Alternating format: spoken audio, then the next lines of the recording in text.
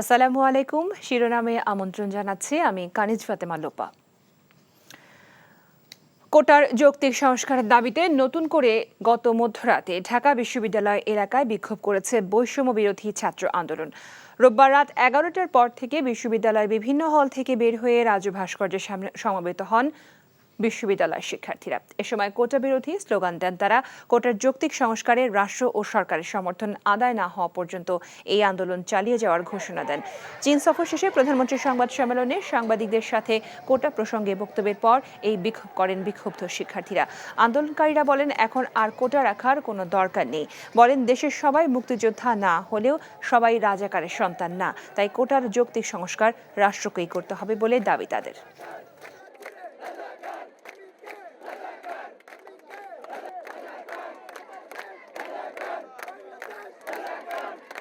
আমরা কোটার সংস্কার চাই, সর্বোচ্চ ৫% কোটা থাকবে আর ৯৫% মানুষ মেধার ভিত্তিতে নিয়োগ হবে। এটাই আমাদের প্রত্যাশা। আমরা আশা করছি যে সরকার উপরের মহল থেকে আমরা একটা পজিটিভ কিছু পাবো, কিন্তু তার মাঝখানে যখন এরকম নেগেটিভ একটা বিষয় চলে আসতেছে তখন আসলে আমাদের সবারই ক্ষোভটা অনেক বেশি হয়ে গেছে। এখানে একটা কেউ রাজাকার বলতে পারবে না। সবাই আমরা ছাত্র আন্দোলন দিয়ে আমাদের ঘরে ফিরে যেতে চাই। আমরা কিভাবে সাধারণ মানুষ যারা মুক্তিযুদ্ধে পার্টিসিপেশন করতে পারে নাই, যাদের বাবারা যাদের দাদারা, তারা যে রাজাকার হয়ে গেল, এটার প্রমাণ কে দিবে? তারা রাজাকার কেন? এখন জন্ম সনদ দিয়ে খোলো বিকাশ স্টুডেন্ট অ্যাকাউন্ট। নিজের বিকাশ নিজে কর। এদিকে কোটা সংস্কারের এক দফা দাবিতে মধ্যরাত থেকে উত্তপ্ত হয়ে ওঠে জাহাঙ্গীরনগর ও রাজশাহী বিশ্ববিদ্যালয় ক্যাম্পাস। রোববার রাতে জাহাঙ্গীরনগর বিশ্ববিদ্যালয়ের বিভিন্ন হল থেকে বের হয়ে বটতলায় জড়ো হতে থাকেন শিক্ষার্থীরা। এ সময় শিক্ষার্থীরা কোটা বিরোধী বিভিন্ন স্লোগান দিতে থাকেন।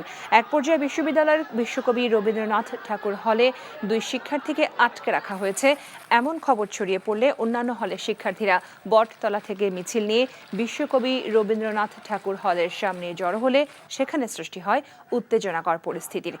এদিকে মধ্যরাতে হঠাৎ উত্তাল রাজশাহী বিশ্ববিদ্যালয়। রাত 11:30টার দিকে বিভিন্ন আবাসিক হলের শিক্ষার্থীরা ক্যাম্পাসে জড়ো হয়ে বিক্ষোভ শুরু করে। পরে তারা বিশ্ববিদ্যালয়ের প্রধান ফটক সংলগ্ন নাটোর রাজশাহী মহাসড়ক অবরোধ করে। রাত 2টার দিকে শিক্ষার্থীরা অবরোধ তুলে নিয়ে হলে ফিরে যায়। এছাড়া দেশের অন্যান্য পাবলিক বিশ্ববিদ্যালয়ের শিক্ষার্থীরা বিক্ষোভ করেছে কোটা সংস্কারের দাবিতে। বৃষ্টিপাত না হওয়ায় নদ নদীর পানি কমতে থাকায় উত্তরাঞ্চলে সার্বিক বন্যা পরিস্থিতির উন্নতি হয়েছে।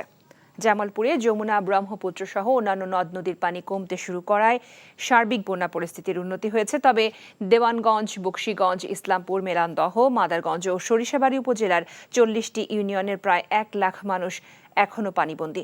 দুর্গত এলাকায় দেখা দিয়েছে সুপেয় পানি ও খাদ্য সংকট। এদিকে গাইবান্ধায় বন্যা পরিস্থিতির উন্নতি হয়েছে, তবে 29 ইউনিয়নে এখনো পানিবন্দী প্রায় 50,000 মানুষ। বিভিন্ন এলাকায় দেখা দিয়েছে তীব্র নদী ভাঙন। বন্ধ রয়েছে 80টি শিক্ষা প্রতিষ্ঠান। এছাড়া সুনামগঞ্জ, কুড়িগ্রাম, সিরাজগঞ্জ, বগুড়া সহ বিভিন্ন জেলায় সার্বিক বন্যা পরিস্থিতির উন্নতি হলেও পানিবন্দী অসংখ্য মানুষ। শিরোনাম এটুকুই। এই খবরের ভিডিও সহ আপডেট জানতে ভিজিট করুন NTV অনলাইন www.ntvbd.com। এছাড়াও NTVর জনপ্রিয় সব অনুষ্ঠান ও খবরের আপডেট জানতে ভিজিট করুন আমাদের ইউটিউব ও ভেরিফাইড ফেসবুক পেজ। 12টার মধ্যাহ্নের খবর দেখার আমন্ত্রণ রইল। সবাইকে ধন্যবাদ।